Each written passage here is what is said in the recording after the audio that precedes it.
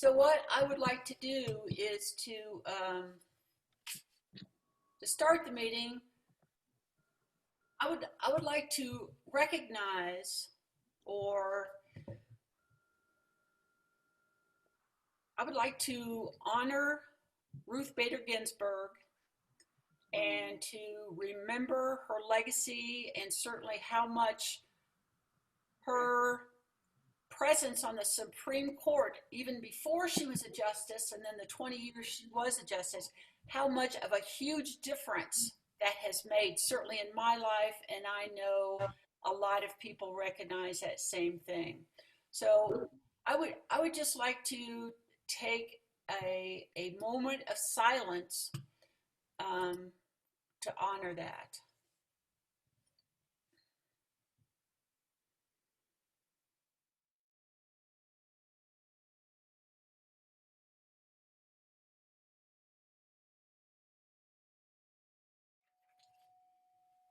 Thank you. So tonight for our general meeting, we are going to honor the candidates and the issues that are going to be on the ballot. Each speaker is allowed 4 to 5 minutes to speak and then 2 minutes of Q&A, and we have a lot of speakers. So I ask that all of you respect that. I'm going to sound the bell at 4 minutes. Again, at 5 minutes is you got to quit and introduce. We got to go with the Q&A, and then they get to introduce the next speaker. Okay, so I get to introduce Bill Mundell, and please take yourself off of mute. And Bill is running for a seat in the Arizona Corporation Commission. So thank you, Bill, for being here. Well, thank you very much for having me. You know, your introduction was significant in the Mundell household. My wife, Barbara, was the first woman presiding judge in Maricopa County, the first Latina, first and only person of color. And so there were a lot of tears at our house the day that we heard about Justice Ginsburg's death. Having said that, what a great turnout. I'm looking at the number of participants.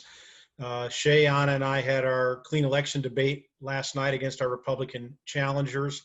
You can go to the Clean Election Commission or Channel 8 PBS and view it. It'll be up there in the near future. I don't know how many of your people listening have seen or viewing have seen Anna, Shea, and I speak before about the commission, but I'll start from the premise that some people don't know what the commission does.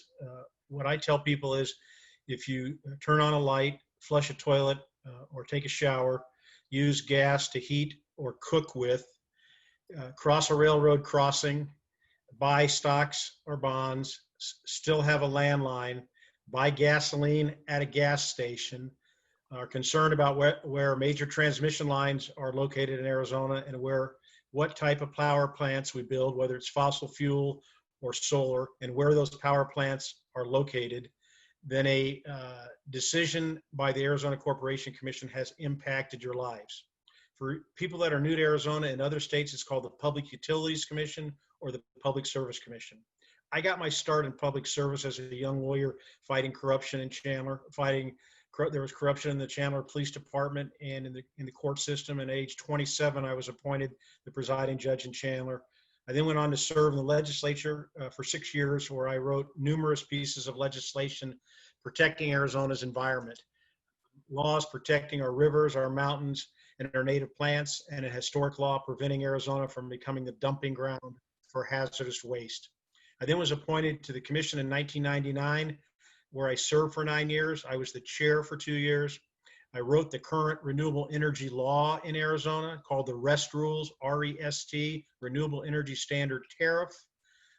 We're running again. I'm running again because I want to protect Arizona families from non-stop unjustified rate increases by politically powerful monopolies, make Arizona the solar capital of the world, and stop the dark money that's corrupted not only the commission, but our democracy in general in Arizona, and led to those nonstop rate increases and the crushing of rooftop solar.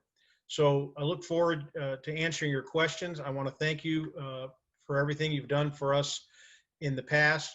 If we work hard, we're going to turn the commission blue. We're going to turn the legislature blue. We're going to turn the U.S. Senate blue. And we're going to get rid of the orange man in the White House and turn it blue. So thank you very much, and I'll answer any questions that you have.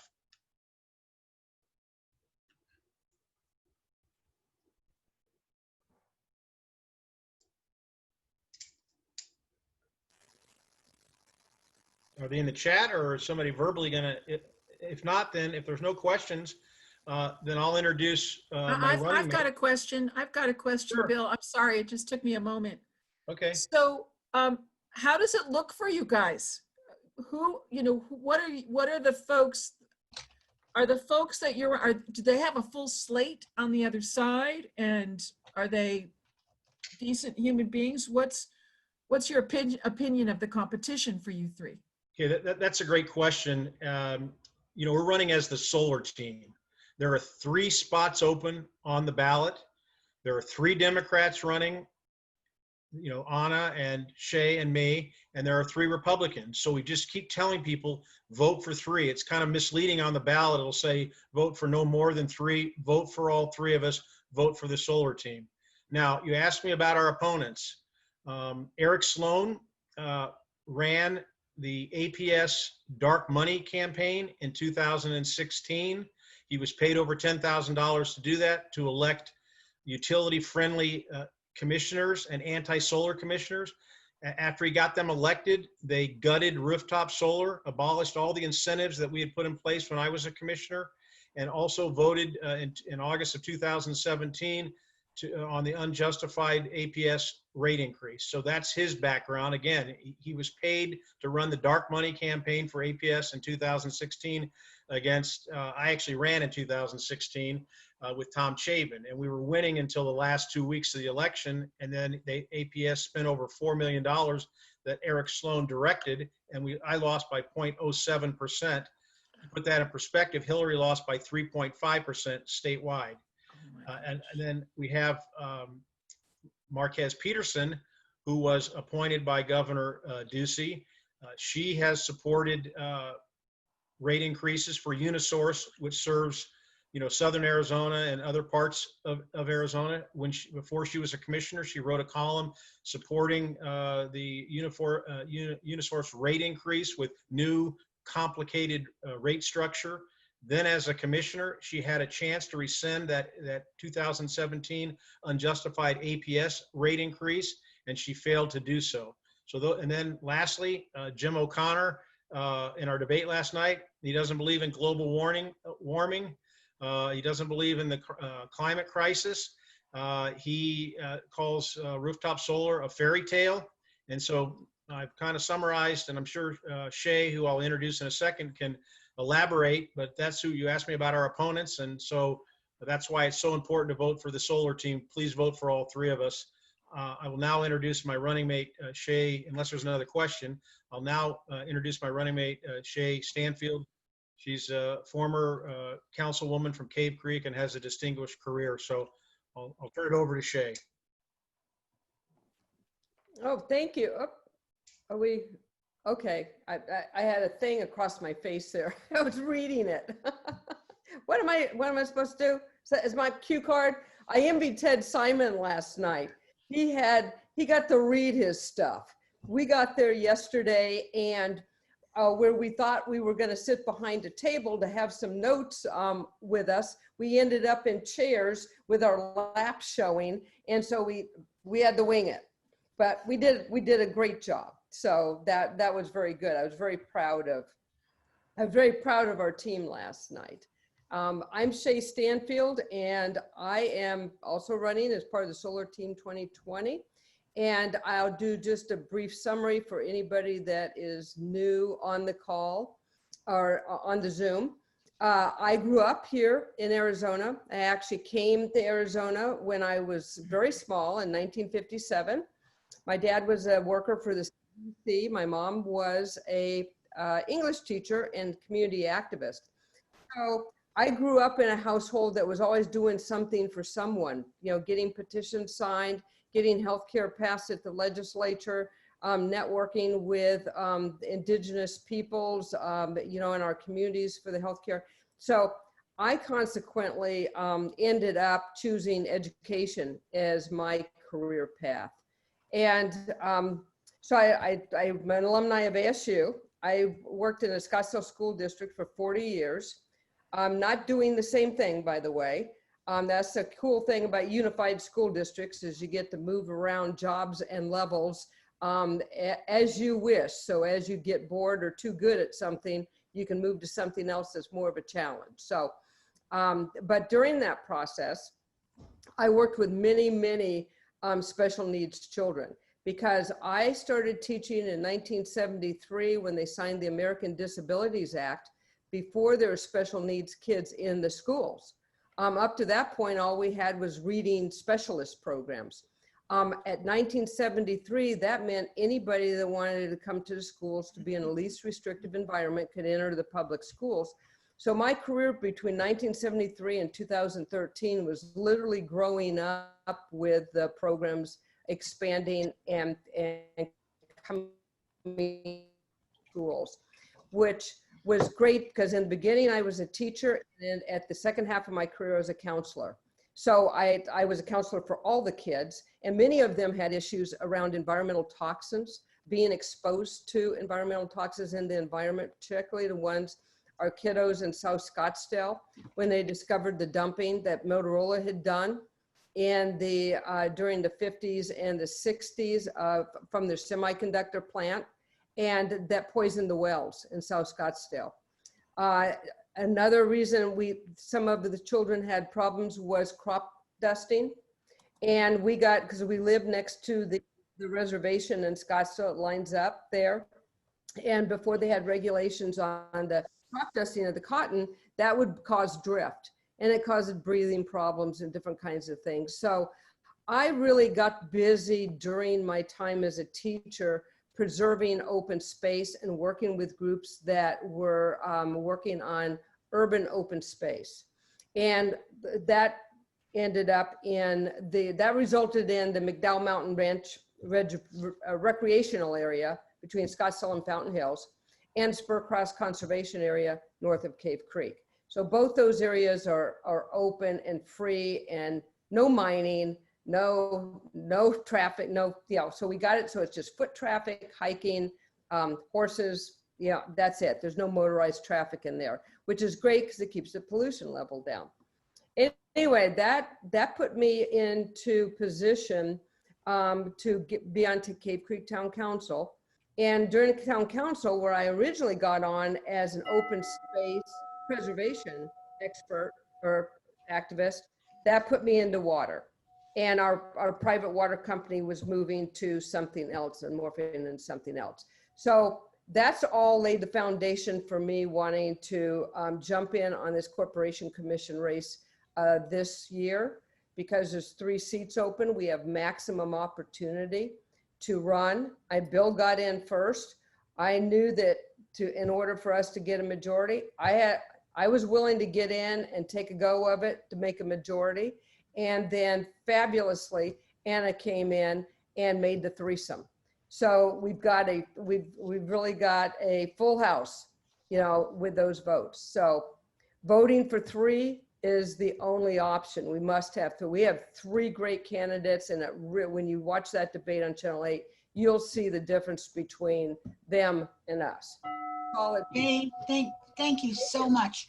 A lot of our people want to know, what can we do for you? We've seen that Mission for Arizona is including you in some phone banks, but what else?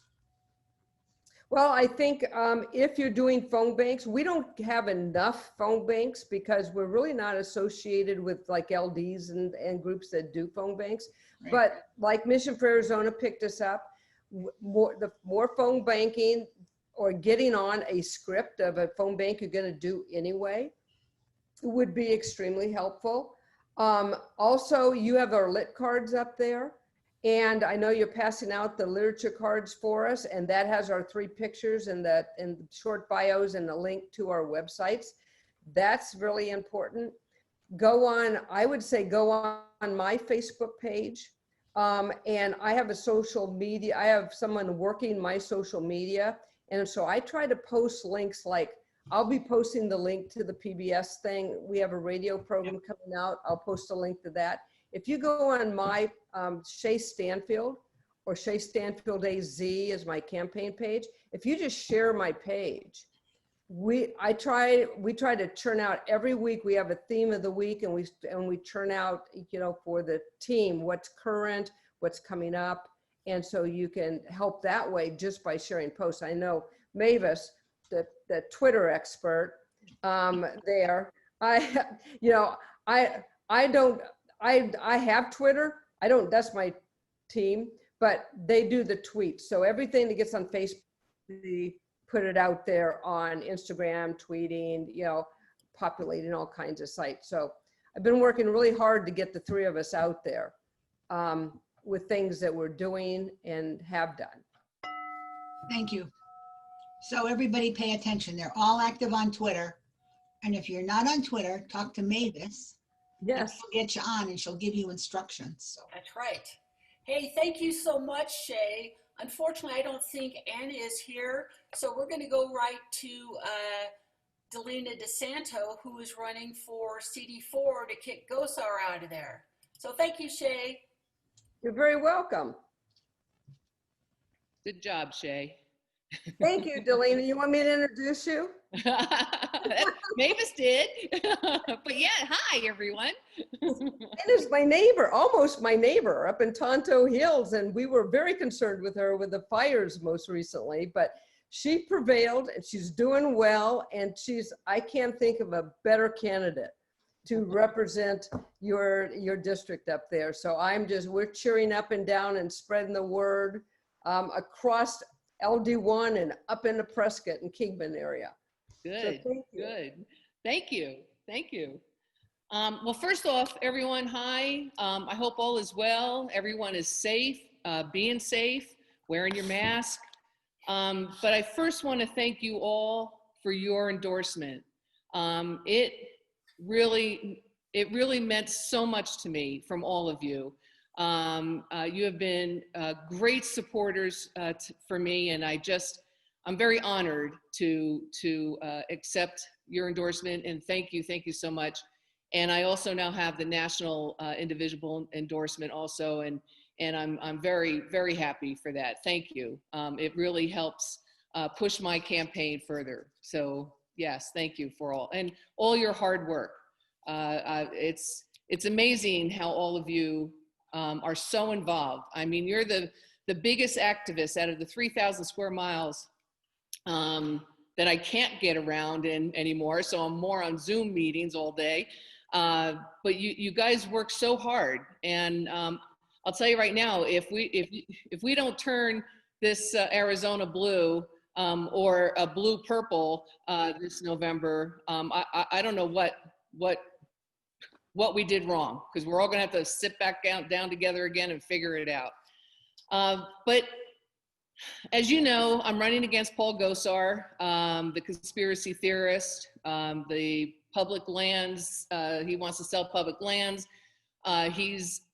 He is definitely not working for the people of Congressional District 4. And when I go around, you know, I not go around physically now, but when I'm making phone calls around the district, or even on Zoom meetings with people, constituents and stuff, I talk to them about what is it that's affecting them so much. And of course, it's COVID-19 and their jobs. And the other day I was talking with a young woman. She has 2 children.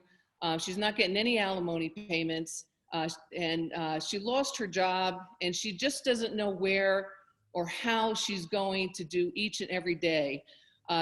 Thank goodness that the rental package is still helping her, that she doesn't have to pay her rent right this minute, but she knows it's coming up due. And she's scared out of her mind. And you know, we were just crying together almost, because Paul Gosar is not helping those kind of people. He's not helping in anything. And as you know, He's voted against pre-existing conditions. He's voted against ACA. He's voted against this new HR pregnancy. What is it? The Pregnant Workers Fairness Act. He's voted against all kinds of women's rights issues. Paycheck fairness for women, lowering drug prescription prices. And this affects not just, it affects women mostly. And I'm not trying to leave the men out of this. But, when you talk to seniors, their income was not as high as the men's back in, 40s, 50s, 60s. And so if their spouse has passed away, that income is gone, and then they're suffering also. And Paul Gosar is not doing anything about it. And I care too much, but you know what? Somebody has to. And I want to step up to the plate to make sure that they're going to get the necessary things, and small businesses get the grants that they need. That stimulus bill that Paul Gosar voted against, and it's sitting on McConnell's desk, and hopefully another one will get passed within the next day or two. But those are the kind of lifelines that we all need, all of us, and small businesses too, because it's hurting. When you hear Disney letting go of 28,000 people, and you hear the airlines are letting go 48,000 people, you heard of a young entrepreneur. She had 3 coffee shops here in Chandler. She lost 2 of them, and she's trying to keep one, but she can't open it. I mean, you hear these stories, and she was even crying this morning on the news because of what it is that she's going through. I mean, these are people's lives that we're not given a lifeline to, and it's sickening to me. It's disgusting, and we have to fight hard to make sure that we win in this election, because we can't let people struggle and be fearful like that. So a lot of, I don't know, I'm sure you all know me. I'm a registered nurse. I'm still licensed. I was a finance director in hospitals. I was a finance person with my husband's business. Does that mean I'm done, or does that mean I've got a minute? Yes, that means you're done, and it's time for questions. Okay. If nobody has a question, you get. I just want to say one more thing, just real quick within the questions. But did you know that Paul Gosar has not condemned white supremacy, and he was with the Proud Boys and Oath Keepers in Prescott? He has not condemned them, and neither has Trump. This is scary for our country, and I really wanted to say that, because with the Second Amendment sanctuary cities that he's promoting, and now promoting in Florida and all the states where the elections are going to be important, this is scary stuff, and he's a dangerous man. So any questions? We were there, Delina. We were there, and he is scary, and he's frightening. And I don't see any questions for you at the moment. Okay, well, I have the opportunity to introduce Judy Stahl. I had a long thing, but it just seems like I have to do it really short. So sorry, Judy, but because you have such great leadership experience, your long-term commitment to your district, but I won't go through all of it because she's a great, she'll be a great leader for LD1. So I now hand it over to the next LD1, Arizona House Representative Judy Stahl. Go get him. Thank you, Delina, so very much. Hi, everybody. Again, happy 32 days, I guess, before the election. We are now into the 4th quarter, October. Amazing that we are here. And, with all of the craziness that's going on from the top on down, y'all look absolutely beautiful tonight.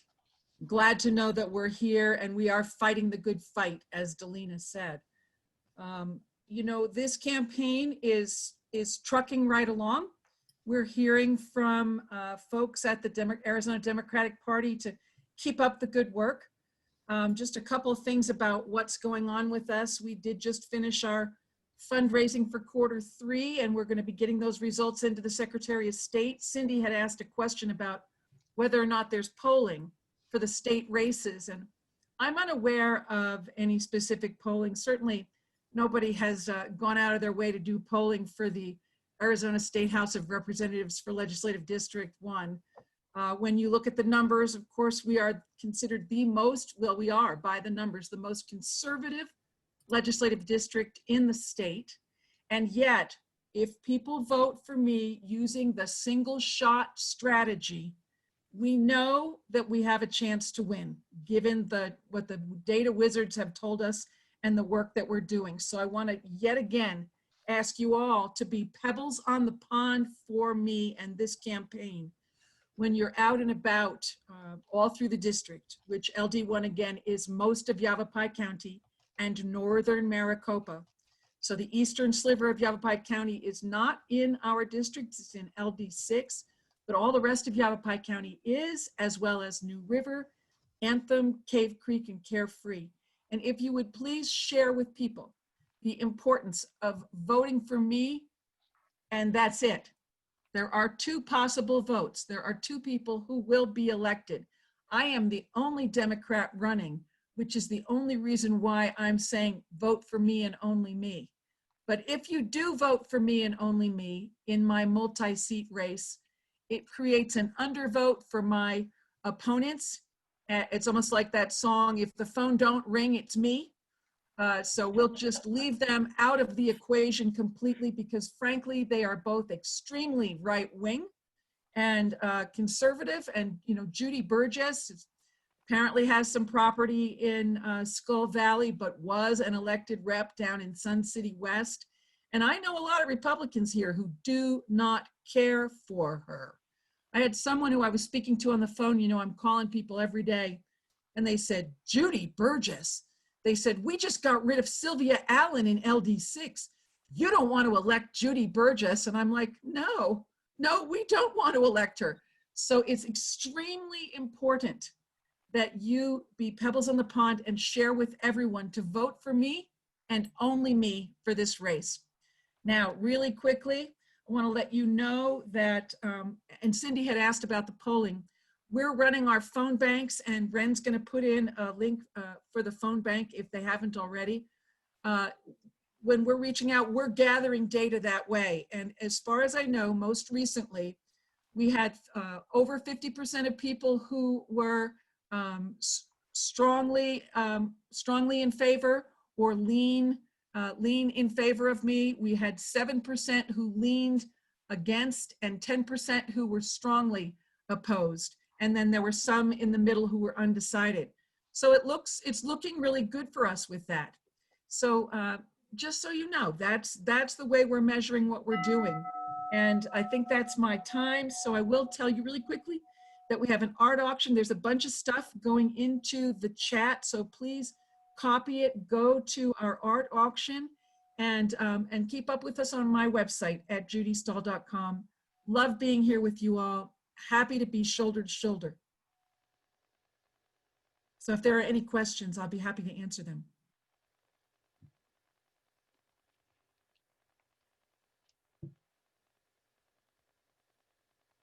Okay, thank you.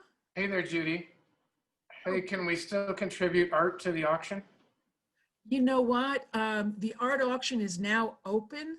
So sadly, we cannot add any more art to the auction. And, you know, it's been absolutely amazing. My team has done a phenomenal job. Sam Wright, my events manager, putting this together. And as I said, we had our artist reception from 4 to 5. Maria Lynham, who's one of the artist donors, was one of the folks who spoke. And it was a beautiful, uplifting event. I mean, arts education, art uplifts us. And in this environment that we've been living in, where there's so much sort of crass, low, vulgar, base kind of discussion in politics, to be with these people discussing the beauty of art and making sure that children have art education in school and that everyone has that opportunity to express themselves, to be inspired, to be provoked, to maybe be uncomfortable, because art can create new pathways in your brain. It opens us up and allows us to be welcoming of diversity.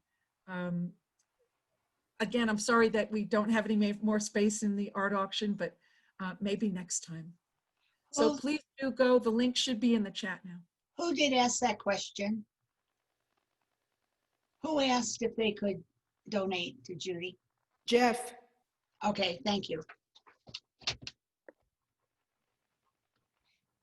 And with that said, I'm sorry, I'm sitting here like just a little bobblehead. I am honored to introduce to you all the candidate for Yavapai County Board of Supervisors for District 1, longtime Whiskey Row businessman, artist, and the Yavapai County Democratic Chair, the one, the only, John Lutes. Thank you, Judy. I really appreciate that. I love the natural world for its beauty, and I also love the natural world because it continues to teach me about being alive and how to be in the world. Years ago, when I studied forestry at NAU, I learned to observe and measure living systems. I came to understand that every part of a forest is a piece of a puzzle that fits together, and that each piece affects all the other ones. If you change one part of the system, the whole system changes. Studying the forest taught me that we are also pieces of the puzzle and affect the living system we live in. This type of insight makes you think about what is a healthy system and how do all parts of the system work together, and how the whole system is alive. This simple wisdom influenced how I looked at life. It helped me recognize how my business functions in a town. It helped me to know how all the artists in a gallery or a co-op can work together. It helped me to understand the importance of culture in a community. It still gives me great joy to learn and to try and understand that the puzzles that we are all part of. The big puzzle we have to solve right now in Yavapai County is water and growth. We're all part of a system together here, and how we manage water is going to determine what kind of future we have. This upcoming video that Mavis is going to load, Our Water, Our Future, is a video that gives an overview on what I think is the most important topic facing us in Yavapai County. It is meant to open dialogue within our community about how we affect the world around us. I want to thank everyone who contributed to this video. And there you go, Mavis. I'll come back and answer questions afterwards. I'm John Lutes, and I want to be your next county supervisor. Like you, I live in Yavapai County because of the hometown atmosphere and the natural treasures that surround us. From the courthouse square to the granite dells to the Verde River, we are fortunate to have a way of life that connects us with our neighbors in the natural world. To preserve that, we need the kind of visionary leadership that recognizes the risks of growth and nourishes what we love about our county. We are facing unprecedented growth. County land is being annexed into Prescott. Plans are going forward to build more housing, a lot more. No one moved here to be stuck in traffic and staring at a sea of rooftops. Most of us don't feel like we're part of the decision-making process. The assumption underlying all this growth is that there will be enough water. In theory, our officials estimate our capacity for population growth based on available water. Our local cities are helping by recharging the Little Chino Aquifer. If those wells dry up, we will need to look elsewhere for the next water fix. Farther north, the Big Chino Aquifer holds a lot of water. It's also the source of the Verde River. If we start pumping in a big way there, and we still can't maintain safe yield, the first thing to dry up is the headwaters of our only perennial river. Wishful thinking isn't going to do the trick. We need to use science to help us protect the ranches, vineyards, farms, businesses, and people who are here now, as well as the river itself. As your next county supervisor, I will work with community stakeholders to do the difficult long-term work to build a practical, comprehensive countywide water plan. I will push the state legislature to change state water policy so that we as a county can effectively manage our own water and growth. Leadership means recognizing the challenges that face us and bringing people together to solve them. I've always done this as a Whiskey Row businessman, and in my work as county supervisor, I will be transparent and accountable so that you are better informed and your voice is heard in the decisions that affect your way of life. Our future is up to us.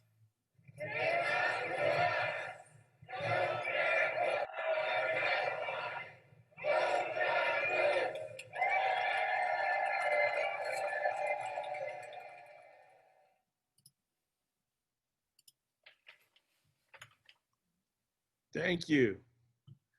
I'll take any questions if there is any. I hope you enjoyed that. And I really thank everybody who helped me make it.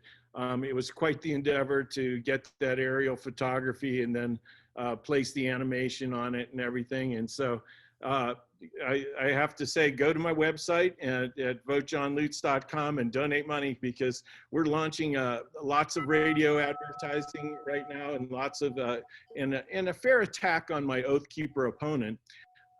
So I, think that I may have to have a little bit extra money to have some comebacks because I get the feeling the likes of Glenn Martin are going to launch some at me. So any questions? John, there aren't any, and not yet anyway, but. I have a question. Could I just finish just 1 second? Yes. Okay, Sorry. thanks. I was really fortunate enough to be at the opening of this video, and it was on Facebook Live. And is that opening available anywhere? Or is it live, just live? Yeah. I think it's still available either on my website or on Facebook. There's a longer version. It's if you see, it's like a 9-minute version of it. It has the opening speeches that we did.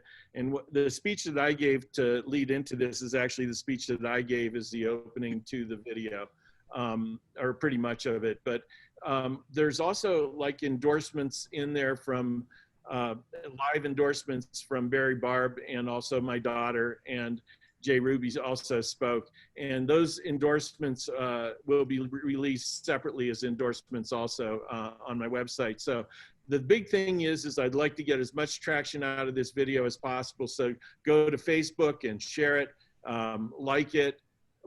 have your friends like my page, and you can pick it up on my website too, at votejohnlutes.com.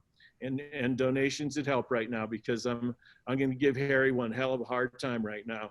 I don't know if you guys have heard the Grouch video, but my 9-year-old or Grouch radio commercial, but a whole lot of people in town have. In fact, Prescott News called me and asked if they could run it for free because everybody was talking about it so much. They called you a what? I couldn't hear that. Prescott News called and asked me if they could run my radio commercial for free because everybody else in town was running it, and everybody was enjoying it so much they wanted to run it just for their own good. Great. There was somebody had a question, and it came in verbally and not through chat. Who was that? I was just, It was me. I tried to type it in, but I'm Who is ended up going to Ren instead of everybody.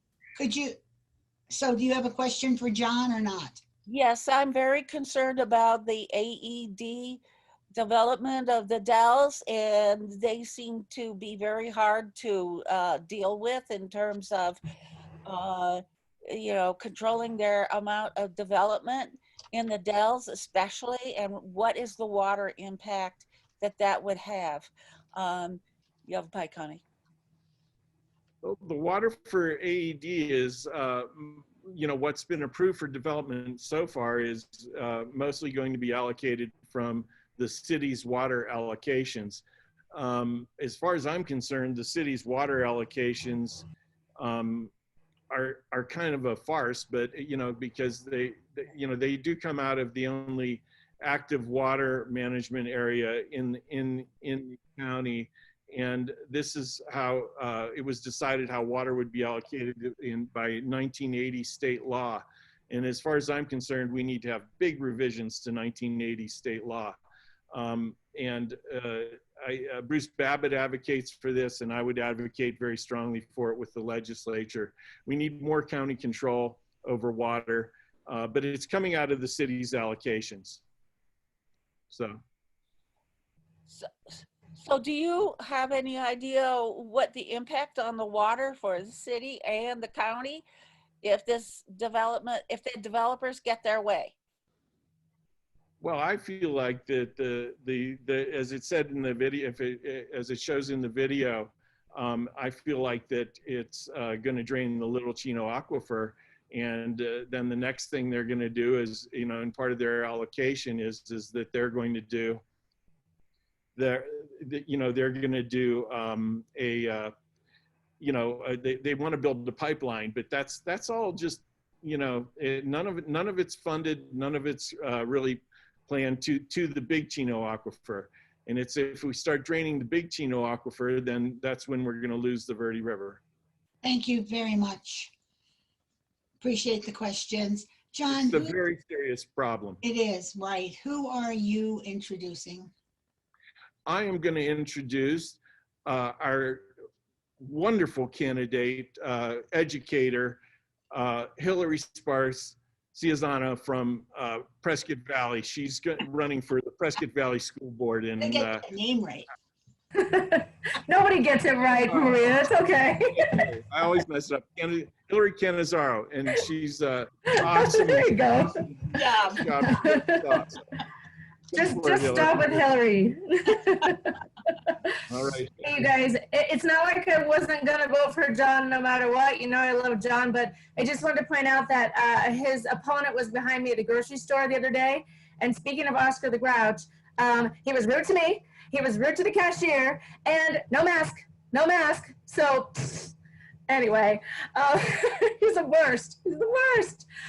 Yes, I am Hilary Cannizzaro, and I am running for the Prescott Unified School District School Board, the governing board.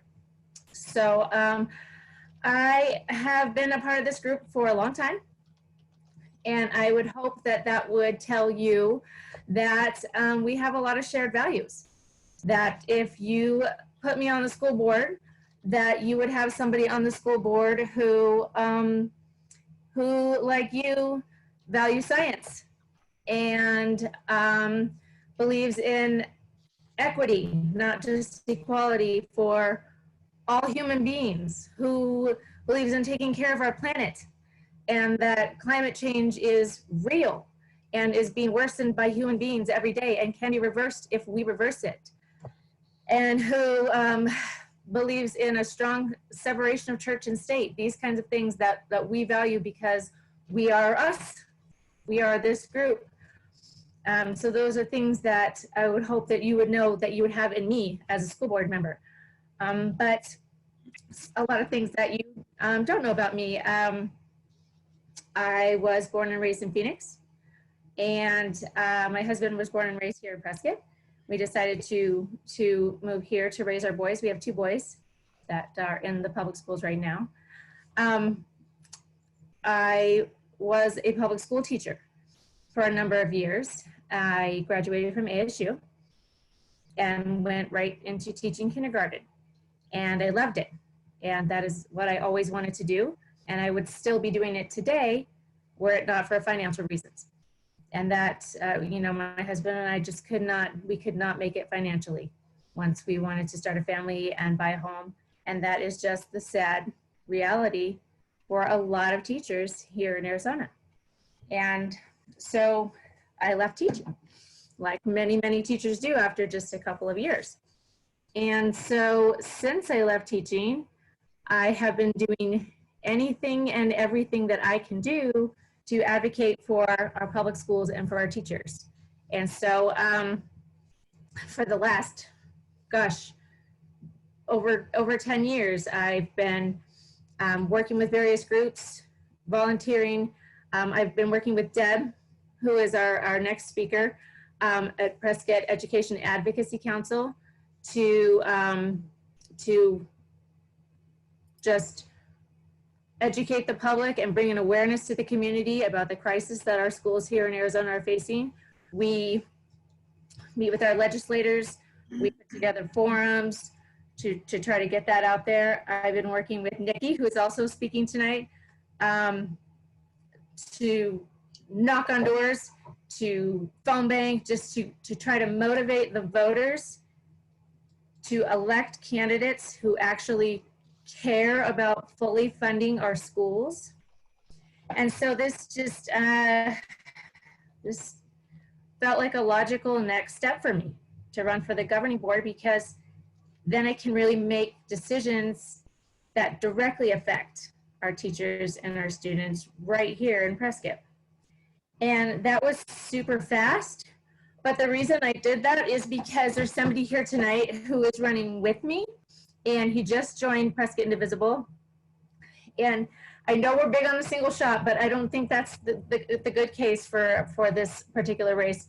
There are 3 spots. There are more than 3 people running. One is an incumbent. I believe he will be in, but I want everyone to meet Andy Freyer. He's running with me. He's in the meeting tonight. And so I hope that you will vote for Hilary and Andy. Both of us we are on the same page. We are running for the same reasons. Keep in mind, school board members do not get paid. We're both just running because we care about our schools. We care about the kids in Prescott. So Hilary and Andy. Thanks, Hilary. You bet. And I think you can ask either one of us questions. No questions, not even about vouchers? Not right this minute. Oh, I there have I a am. question, actually. I do have a question. Do you want to talk first, Andy, and then I'll ask my question to both of you? Sure, I'll be really brief. So my name's Andy Freyer. I am a native Prescottonian. I was born and raised here. Raised 2 daughters that went through the public schools here in Prescott. I'm a graduate of Prescott High School in 1982. Former teacher, but my career was primarily in higher education administration. I worked at Embry-Riddle for the last 21 years, working with students in admissions, in international student services, recruiting, retention, English language programs.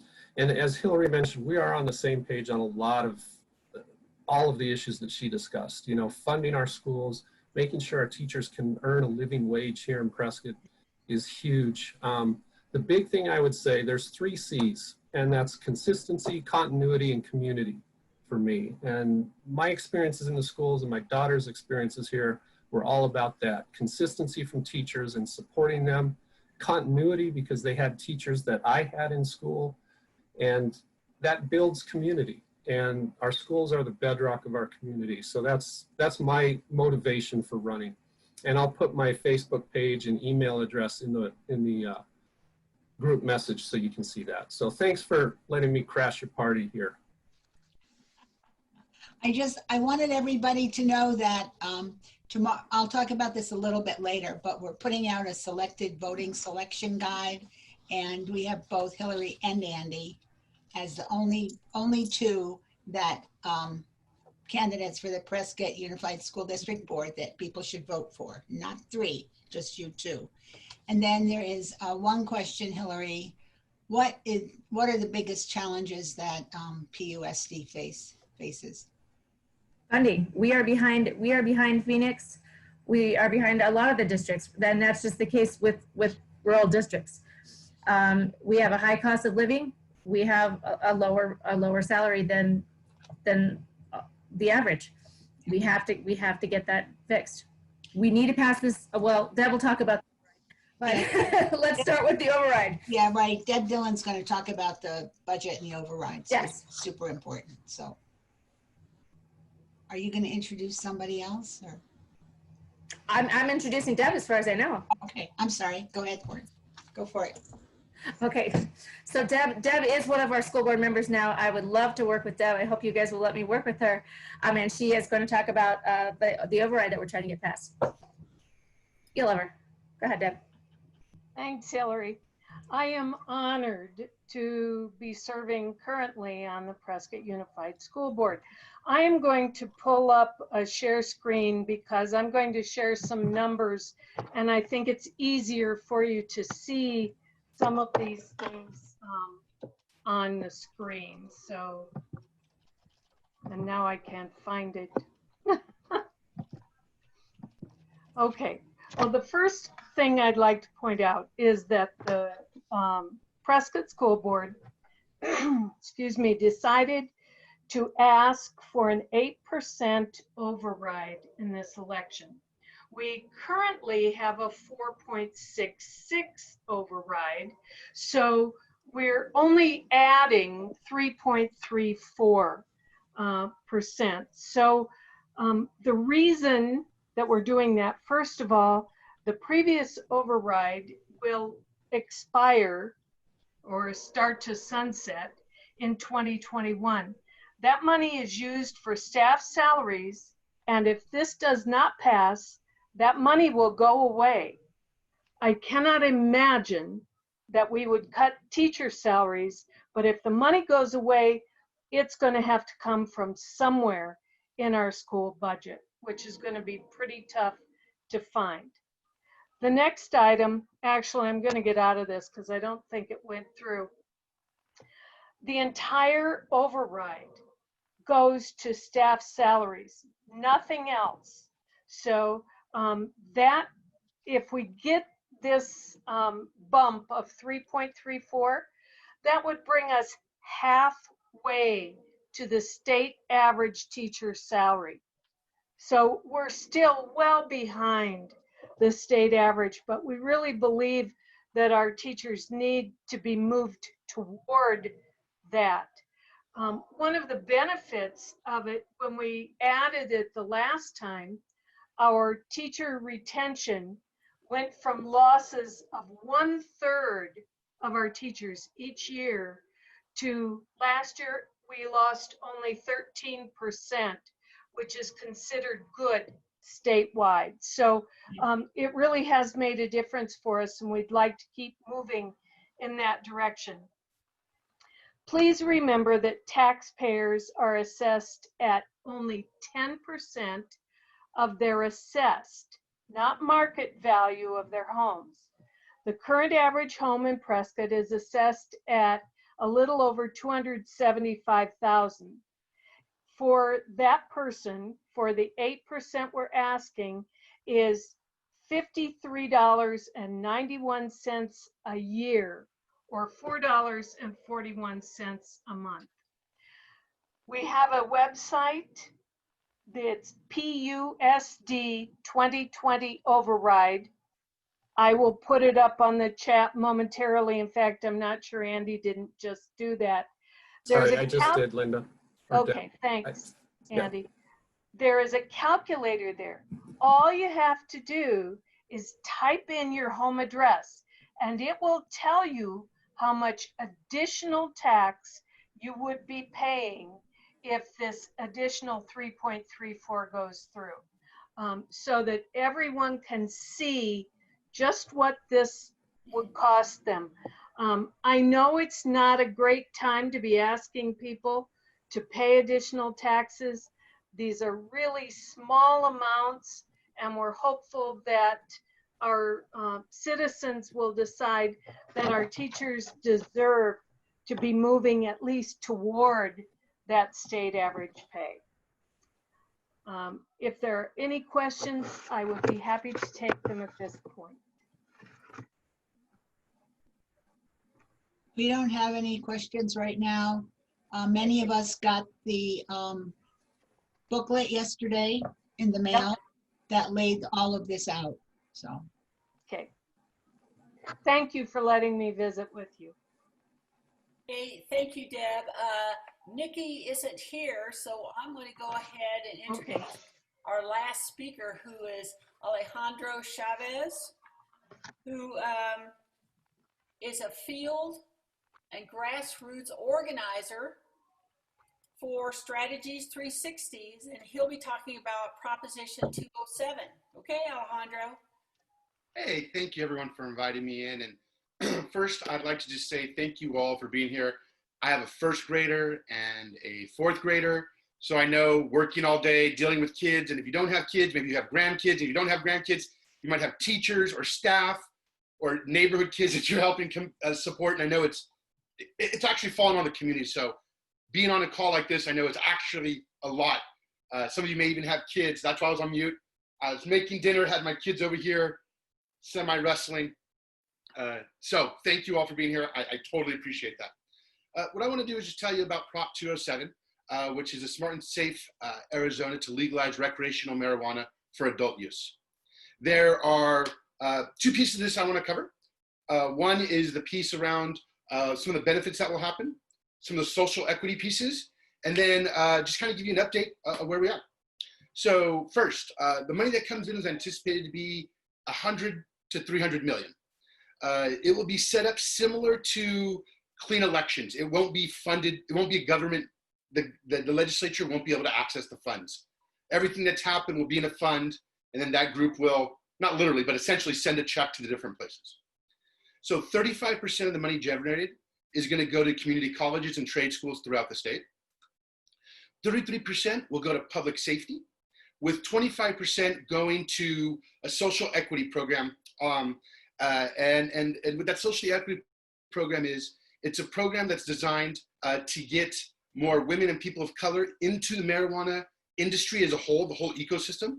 It will also be, right now it's about 26 new dispensaries, but could be more if the state of Arizona increases the pharmacies. And then you'll notice that that amount doesn't equal up to 100%. And then there's all this extra, like, it's not very much percentage-wise, but it's a steady amount of 30 million going to Department of Health Services, money for infrastructure, another money for like all these like drug prevention and diversion programs. There's money going to a one-time study to see where we want to put these new dispensaries that will come in. And then there'll be money available for the expungement program. So going into some of the social justice piece, aside from the social equity, which is really unique and nobody else has, to have 25% of the money generated constantly going into getting more Black and brown and women into the industry as a whole, it's also going to put money available for expungements for anybody who had a conviction of 2.5 ounces or less. You will have to apply for that. What we'll do is money will be available. So, like, not saying we have a deal there, but let's say the ACLU were to come and say, hey, we have 5 people that are looking for expungements. They qualify. It costs, $2,000. Then they would get 5 people. They'd get $10,000 to process it. The other piece of this is in the law, it's written that, they can't use things that they've done in other states, like the scent of marijuana. If you go to someone's house and you smell some marijuana, you can't say, oh, you may have more than 1,000, more than an ounce. We get to search your home, and then whatever else they find or whatever you have or whatever they would get, that would take it away. The other piece of this is right now for anybody who's a minor, Arizona's the only state where marijuana possession is a felony. And if you're a minor, it's illegal. You cannot use it. However, if you do, you get busted with it. The first time is not a felony. It reduces it, does more diversion programs. Maybe you're just looking to be cool and looking for friends. Maybe you're lonely. Maybe something's going on at home. Second time, a little bit of penalty, but a lot, again, reinforcing it. By the third time, it's pretty clear this person's just choosing to break the rules. And that's very different than people who are just experimenting or dumb who, and the other thing is about 10, 15,000 people a year are arrested for marijuana possessions in the state of Arizona. And we know that Black and brown people receive 2 to 3 times the consequences, the punishment for their white counterparts who have committed the same crime. So last what I'll close with is a little bit of an update. It's been going well. We have a lot of great support from some of my ones I can tell you right now. You've probably seen Senator Rebecca Rios. Okay, yeah, I'll answer that question. Sorry. I thought it was saying it was hard to hear me. Rebecca Rios, Rep. Cesar Chavez, Civil Rights Leader Dolores Huerta. There's more coming, but I just can't share them with you yet. So it's really exciting to have so much support. The last thing I'll lead with is what happened in 2016. It actually just failed by like 1.5 points. And so we're starting to see a lot of the groups that didn't do as well, we're starting to see a lot more impact, whether it be soccer moms, traditional soccer moms, Republicans, or Latino outreach. The criminal justice piece of expungements really is across the board for all groups. I will stop there.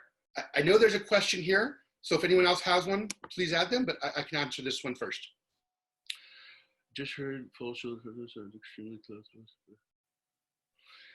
Okay, yeah, so here's the deal. That poll might have been the OC poll. Is that whoever asked that, Judy? Was that maybe the poll you saw that people have been quoting? Yeah, it was just in the last couple of days, and it shocked me. I thought, what? Because I thought it was a you know, a slam dunk. Right. So well, it's never a slam dunk, right? As we've learned in 2016, there's no such thing as a slam dunk. So I don't want to put that, but that poll, interesting enough, in August had us up 62 to 38 with no opposition and nothing. It drops 20 points. That poll also is known to be a traditional conservative poll, which had Martha McSally on election day beating Kyrsten Sinema by 7 or 8 points. So it is, I mean, that poll said that, but I just don't know how much credit that poll I'd give to, and they don't really release how they, you know, who they did and everything. They just give you the numbers. They could have talked their methodology. Yeah, methodology. They don't release their methodology. So yeah, I mean, if you poll people in Sun City, it's actually really popular.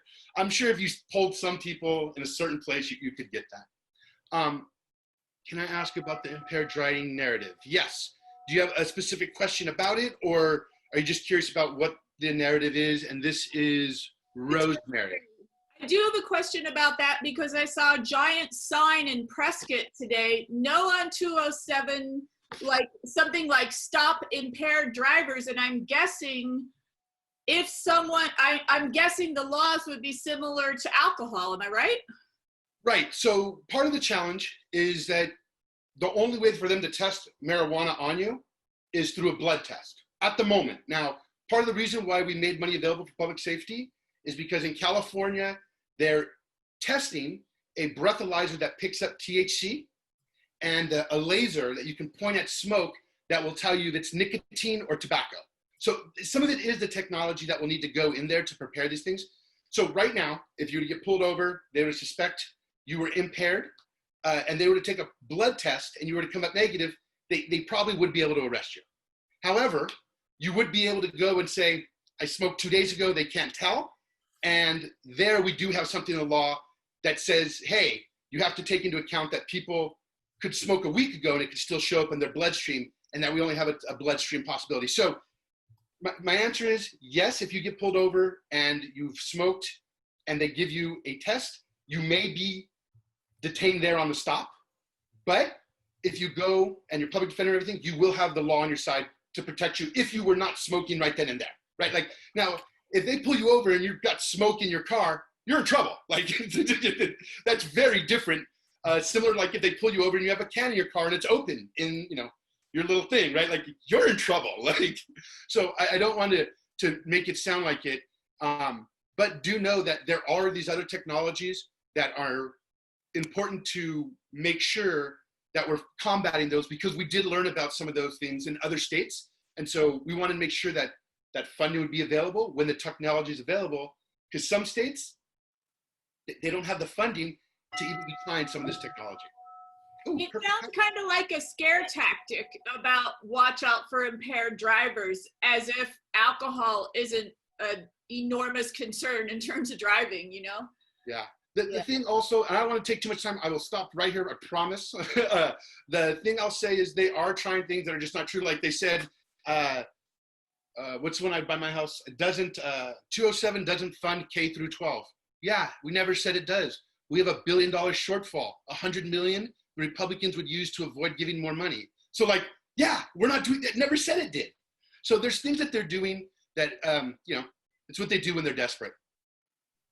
Hey, thank you so much, Alejandro. And thank you all of our speakers tonight. I know you guys work so hard. It is tough to be a candidate, and I absolutely appreciate that. So speaking of candidates, I think I have worked through the video issue with Mark Kelly. Let's see what Mark Kelly has to say. Hi, everybody. It's Mark Kelly, candidate for U.S. Senate. and Gabby Giffords. I can't tell you how unexpected it is for me to be running for the United States Senate. Gabby was always the member of Congress in the family. And I always wondered, if something would have happened to me, would Gabby have become an astronaut? Absolutely. I'm not so sure. Running for the United States Senate is definitely the most intimidating thing I've done since the first time I walked up to the space shuttle. But here's the thing. Our country is facing some big challenges right now, and Washington, D.C. clearly isn't getting the job done. No, they are not. Now, I know these challenges are hard. Solving them is like landing a person on the moon. We're only going to be able to solve these problems with science and data and facts, not partisan politics. And I'm running for the Senate because Arizona deserves an independent voice who can take on and solve these big challenges. But I can't do this without your help. We need your help. Now, I've flown in combat 39 times and into space 4 times, but never once did I do that by myself. I relied on a team to accomplish the mission. Now, this is going to be a really tough election, possibly the most competitive Senate race in the country. But there is a ton of energy here in Arizona, fueled by a desire for change. Inspiring. But let me say this one last time. We can't do this without your help. So give what you can, volunteer when you can, join our team, and we'll have a chance to elect a senator for Arizona on November 3rd. It means so much to me and Mark. This is so important for Arizona. We can't do it alone. Thank you, thank you, thank you. Thank you very much, everybody.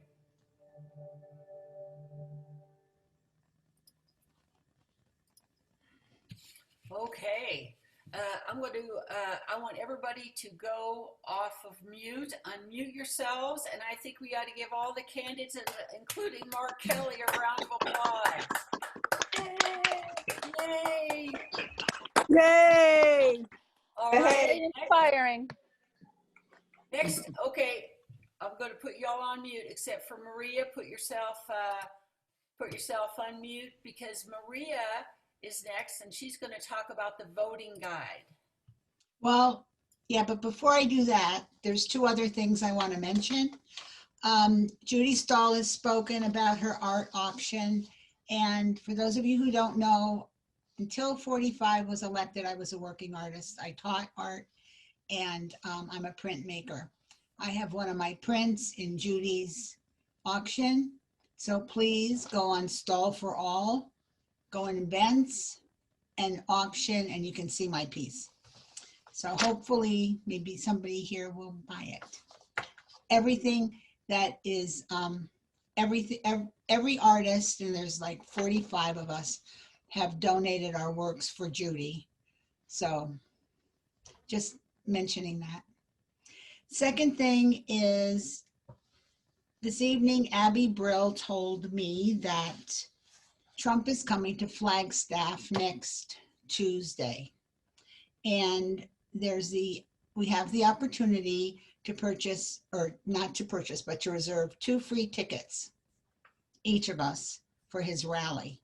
So what we're asking you all to do is to get on, and you can do 2 things. You can get on Facebook, the private Facebook page, and Rosemary has already put the information there, and you can sign up to reserve 2 tickets, or you can text me at 928-533-1618, 928-533-1618. Give me your name, and then I will text you the information on how to sign up, because we want to fill that with fake seats. We don't want anybody to show up. Then he'll get rid of another campaign manager. So thank you for that. Now, Mavis, if you would like to show the suggested.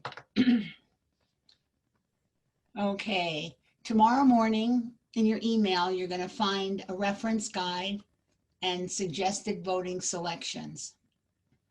Prescott Indivisible has worked with the Democratic Women of the Prescott area.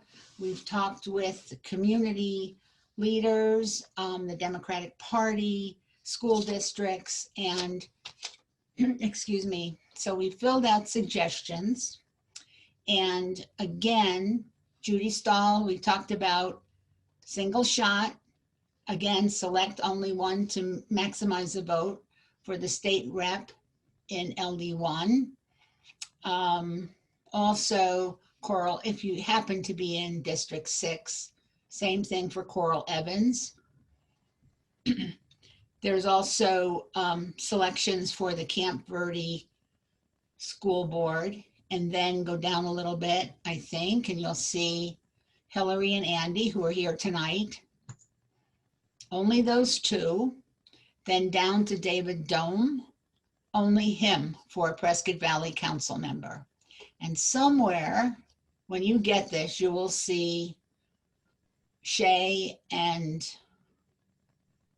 Anna and Bill Mundell. Anyway, only vote for those three also. So they're marked and highlighted. Be at the top. Yep. There they are. So again, just pay attention to everything. You know, vote for all the school bond overrides and or, oh yeah, school bond for Humboldt School District or the overrides for all the other school districts.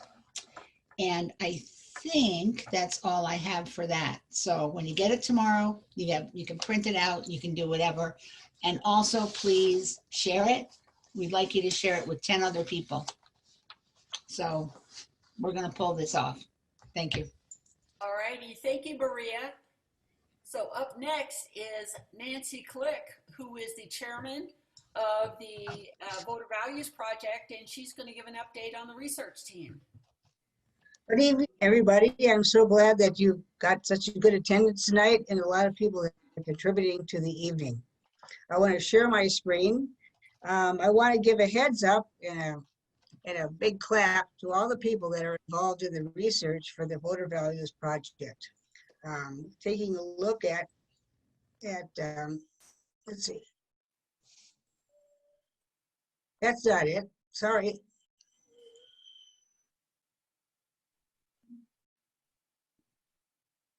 Mavis, I'm a failure at this, so you have to forgive me. So What are you trying to pull up, Nancy? I thought I had the Prescott Indivisible website with everything on there. So Stop share and I can try to pull it up. okay, all right. Anyway, what we've done, you know, our approach, maybe many of you haven't heard about us before, but we're an offshoot of the Prescott Indivisible, and the focus has been all the way since probably last fall that we should reach independence within Yavapai County. By the end of our work, which includes postcards, calls, text messages to independents, we should probably reach at least 13,000 individuals within the Yavapai County. And one of the things that we promised them is that, can you hit up there on your blog? There we go. One of the things we promised them when they fill out our survey is that they're going to get information that is information that's going to be important to them based on the way they complete their survey. So we started out the season with the first topic, and what you're looking at right now is part 4 of healthcare reform. But prior to that, we also did racial equity. I think we had a 3-part forum. We did voting rights. We did healthcare reform. And the next thing we're working on is the environment. We have wonderful members of our research and editor teams. I want to give a shout out, especially to Doug Curdy, who's been involved since the beginning of the program. He's one of our big researchers.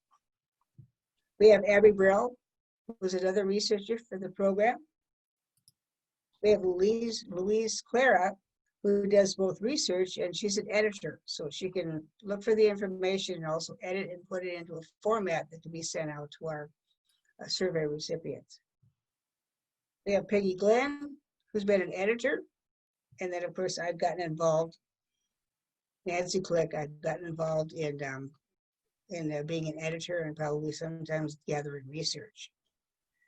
So far, like we're saying, we've worked on 4 topics. We're not going to stop just because there's going to be an election. We've done everything we can to get out the independents, but we're going to continue with ongoing topics that we will research and forward to these survey respondents.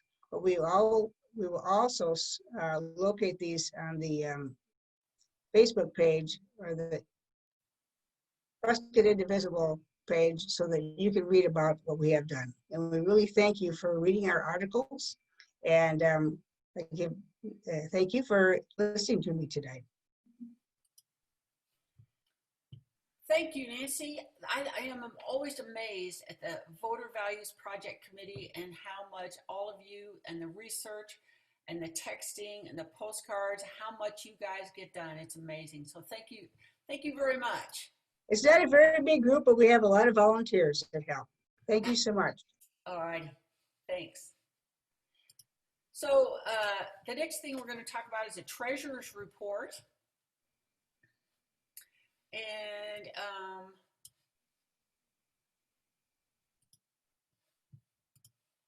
so let me do a screen share.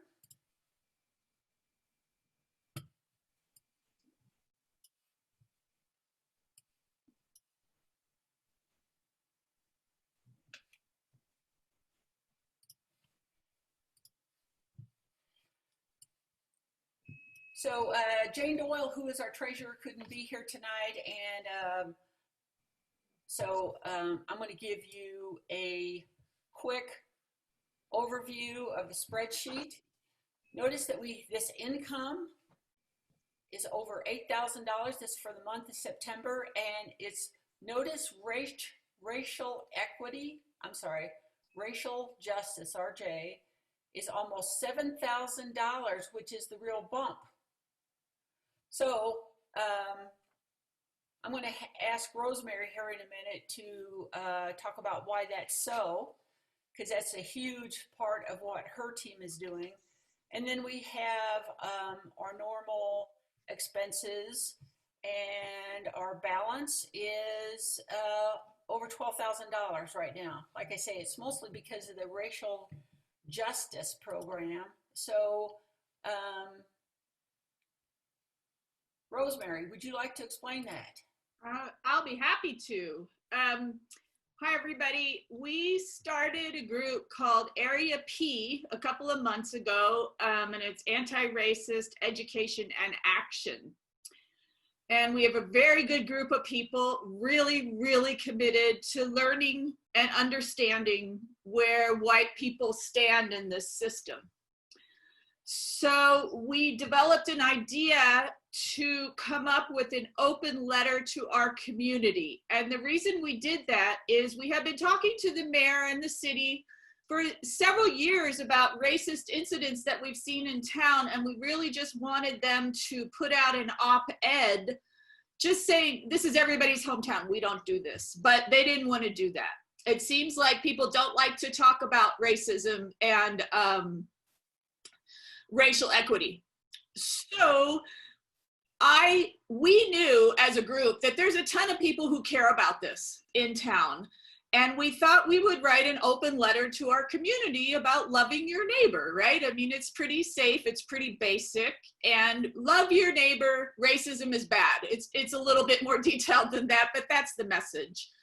So we were hoping for $1,000 because that's what a single page ad costs in the Courier. And we were hoping for 1,000 signatures. Well, as you saw in the budget, the Justice Fund, the Racial Justice Fund, actually had nearly $7,000 in donations rather than the $1,000. And we got over 1,200 signatures rather than the 1,000 signatures. So we are over the moon. People in our town care about racism. They care about the racism they see nearly every day.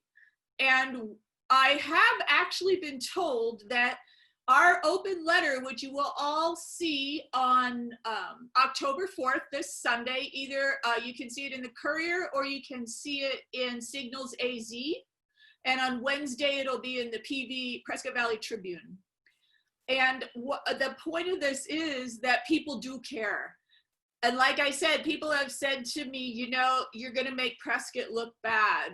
And as my friend Jeff Daverman says, oh no, the Quad Cities can make themselves look bad with all the racism. It's not us. Pointing it out is not what makes it look bad. Ignoring it is what makes it look bad. So what I can really say is just thank you so much from the bottom of our hearts for the donations that you've given and the signatures you so bravely put publicly.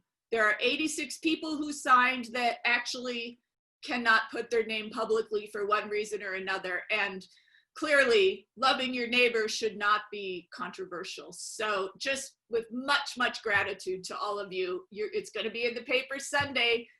Download the, or cut out the graphic that says love your neighbor.